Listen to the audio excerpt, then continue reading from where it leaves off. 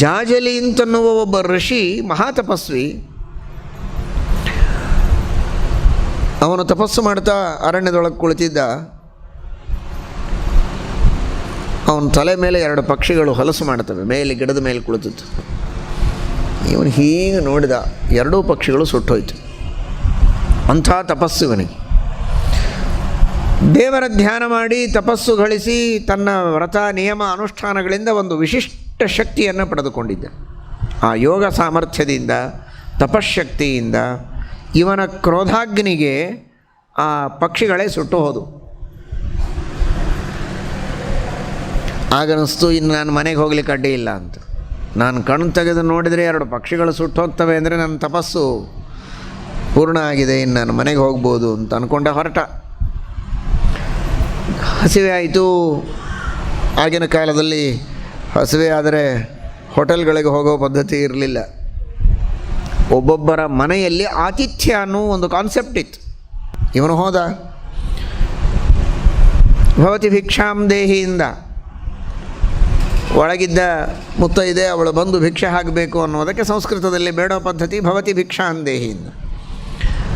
ಅವಳು ನಾನು ಗಂಡನ ಸೇವೆ ಮಾಡಬೇಕು, ಗಂಡ ಇದೀಗ ಬಂದಿದ್ದಾನೆ ಬಿಸಿಲಿನಲ್ಲಿ, ಅವನ ಸೇವೆ, ಯಾಕಂದರೆ ನಾನು ಪತಿವ್ರತೆ, ನನ್ನ ಕೆಲಸ ಏನು? ಪತಿಯ ಸೇವೆ ಮಾಡೋದು. ಅತಿಥಿಗಳ ಸೇವೆ ಅವಶ್ಯ ಮಾಡಬೇಕು, ಆದರೆ ಮೊದಲು ಕರ್ತವ್ಯ ಪತಿಯ ಸೇವೆ.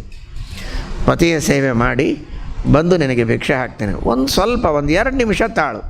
ಇದೀಗ ಬಂದಿದ್ದಾನೆ, ಅವನಿಗೆ ಕಾಲಿಗೆ ನೀರು ಕೊಟ್ಟು, ಕುಡಿಯೋದಕ್ಕೆ ನೀರು ಕೊಟ್ಟು ಒಂದು ಕಡೆಗೆ ಕೂಡಿಸಿ ಬರ್ತೇನೆ. ಇವನು ಹೀಗೆ ಕಣ್ಣು ತೆಗೆದ. ಅಂದರೆ ಆ ಪಕ್ಷಿಯನ್ನು ಸುಟ್ಟಾಗಿ ಇವಳನ್ನು ಸುಟ್ಟುಬಿಡಬೇಕು ಅಂತ. ಅವಳೇನು ಹೇಳಬೇಕು?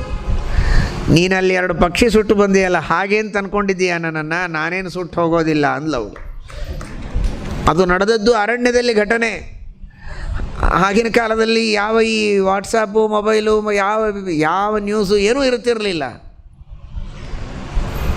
ಇಲ್ಲಿ ಕುಳಿತಲ್ಲಿ ಅವಳು ಹೇಳ್ತಾಳೆ, ನಾನು ಆ ಪಕ್ಷಿ ಇದ್ದಾಗಲ್ಲ, ನಾನು ಪತಿವ್ರತ ಸ್ತ್ರೀ, ನನ್ನನ್ನು ಸುಡ್ಲಿಕ್ಕೆ ಆಗೋದಿಲ್ಲ, ಸುಮ್ಮನೆ ಕಣ್ಣು ನೋವಾದೀತು, ಕಣ್ಣು ಮುಚ್ಚು ಅವಳು, ದೊಡ್ಡ ಕಣ್ಣು ತೆಗಿಲಿಕ್ಕೆ ಹೋಗಬೇಡ ಅಂತ. ಇವನಿಗೆ ಆಶ್ಚರ್ಯ ಆಯಿತು. ಅವನಿಂದ ನಾನು ಫೇಲ್ ಆದೆ. ಹಾಗಾದರೆ ನಾನು ಎಷ್ಟೋ ವರ್ಷಗಳವರೆಗೆ ಕಷ್ಟಪಟ್ಟು ಅಲ್ಲಿ ತಪಸ್ಸು ಮಾಡಿದ್ದು ಒಂದು ಕಡೆ ಆಯಿತು. ಇವಳು ಮನೆಯಲ್ಲಿ ಕುಳಿತು, ಹೆಣ್ಣು ಮಗಳು, ನಾನೇನು ಮಾಡಿದ್ದೆ ಅಂತ ಕುಳಿತಲ್ಲೇ ಹೇಳ್ತಾಳೆ ಅಂದರೆ ಇವಳ ತಪಸ್ಸು ನನಗಿಂತ ದೊಡ್ಡದಾಯ್ತಲ್ಲ, ಏನು ಮಾಡಿದ್ದೆ ನೀನು ಅಂದ್ಲು ಅಂತ ಕೇಳ್ತಾನೆ ಇವನು. ನಾನೇನು ಮಾಡಿಲ್ಲ, ಇದೇ ಈಗ ಮಾಡ್ತಾ ಇದ್ದೇನಲ್ಲ, ಭಕ್ತಿಯಿಂದ ಪತಿಯ ಸೇವೆಯನ್ನು ಮಾಡ್ತಾ ಇದ್ದೇನೆ.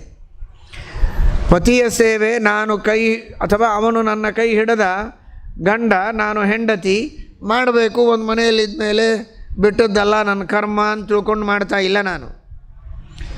ಪತಿಯಲ್ಲಿ ದೇವರಿದ್ದಾನೆ, ಸಾಕ್ಷಾತ್ ನಾರಾಯಣನ ಸನ್ನಿಧಾನ ಪತಿಯಲ್ಲಿದೆ, ನನ್ನಲ್ಲಿ ಲಕ್ಷ್ಮೀದೇವಿಯ ಸನ್ನಿಧಾನ ಇದೆ, ನನ್ನೊಳಗಿದ್ದು ಲಕ್ಷ್ಮೀ ಸೇವೆ ಮಾಡಿಸ್ತಾಳೆ, ಅವನೊಳಗಿದ್ದು ನಾರಾಯಣ ಸೇವೆಯನ್ನು ತೆಗೆದುಕೊಳ್ತಾ ಇದ್ದಾನೆ. ಈ ಅನುಸಂಧಾನದಿಂದ ಮಾಡುವ ಕರ್ತವ್ಯವನ್ನು, ಪತಿಯ ಸೇವೆ, ಅತ್ತೆ ಮಾವಂದಿರ ಸೇವೆಯನ್ನು ಚೆನ್ನಾಗಿ ಮಾಡ್ತೇನೆ. ಗೃಹ ಕೃತ್ಯವನ್ನು ಬೇಸರ ಇಲ್ಲದೆ ಮಾಡ್ತೇನೆ. ಮಕ್ಕಳಿಗೆ ಚೆನ್ನಾಗಿ ಪೋಷಣೆ ಮಾಡ್ತೇನೆ. ಮಕ್ಕಳಿಗೆ ಹೊಟ್ಟೆ ಬಟ್ಟೆ ಕೊಡುವುದು ಮಾತ್ರ ಅಲ್ಲ, ತಲೆಗೆ ಚೆನ್ನಾಗಿ ವಿದ್ಯೆ, ಧರ್ಮದ ತಿಳುವಳಿಕೆ, ಕರ್ತವ್ಯ ಕರ್ಮಗಳ ಪ್ರಜ್ಞೆ ಅವರಲ್ಲಿ ಮೂಡುವಂತೆ ನಾನು ಕಾಳಜಿ ಮಾಡ್ತೇನೆ. ಇದೇ ನಾನು ಮಾಡೋ ತಪಸ್ಸಪ್ಪ. ನಾನೇನು ಬೇರೆ ತಪಸ್ಸು ಮಾಡೋದಿಲ್ಲ, ಬೇರೆ ಯಾವ ವ್ರತ ನಿಯಮ ನನಗೆ ಗೊತ್ತಿಲ್ಲ. ನಾನು ಮಾಡ್ತಾ ಇರೋ ವ್ರತ ಇದೆ, ನನ್ನ ತಪಸ್ಸಿದೆ, ನನ್ನ ಸಾಧನೆ ಇದೆ. ಇದನ್ನೇ ನಾನು ಅಚ್ಚುಕಟ್ಟಾಗಿ ಮಾಡಿದ್ದಕ್ಕೆ ನನ್ನ ತಪಸ್ಸು ಬೆಳೆದಿದೆ.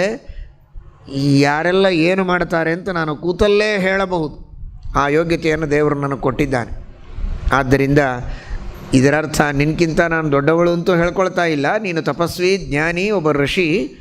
ಆದರೆ ಅಹಂಕಾರ ತಪ್ಪು. ಆ ಅಹಂಕಾರದಿಂದ ನೀನು ಸೋತೀಗ. ಆ ಅಹಂಕಾರವನ್ನು ತೊರೆದು ಜ್ಞಾನವನ್ನು ಪಡೆಯಬೇಕೆಂಬ ಉದ್ದೇಶದಿಂದ ಅತ್ಯಂತ ನಿರಹಂಕಾರಿಯಾಗಿ ನೀನು ಜ್ಞಾನವನ್ನು ಪಡೆದು ಧರ್ಮದ ಅನುಷ್ಠಾನ ಮಾಡು. ಇನ್ನೂ ಚೆನ್ನಾಗಿ ಸಿದ್ಧಿಯನ್ನು ಅವಶ್ಯ ಪಡೆದುಕೊಳ್ತೀಯ, ನಿನಗೆ ಒಳ್ಳೆಯ ಅಭಿವೃದ್ಧಿ ಆಗತ್ತೆ ಅಂತ ಅವಳು ಹೇಳಿ ಕಳಿಸ್ತಾಳೆ.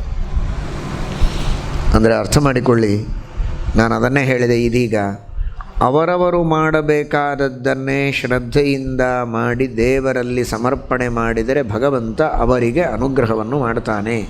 ಅದೇ ತಪಸ್ಸು, ಅದೇ ಸಾಧನೆ.